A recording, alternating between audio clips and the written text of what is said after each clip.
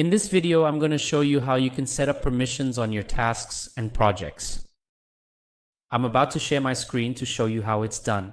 And before that, I want to let you know that if you want to hire Bitrix with full free support, get in touch with us. The data is here. Now I'm going to the screen. In the CRM, I access tasks and projects.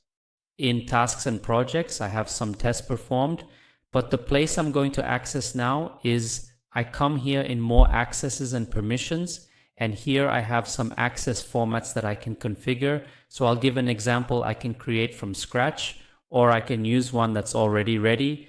I have here edit tasks, delegate tasks, add participant. So it's very simple.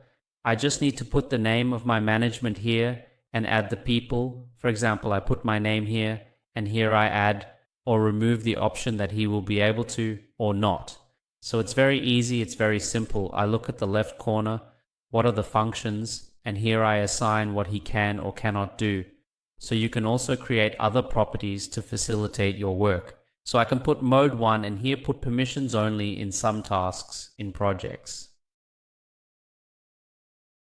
As soon as you finish, just come down here and save. So this way you can better control the flows and information of your company. If this video helped, don't forget to subscribe to the channel and see you next time.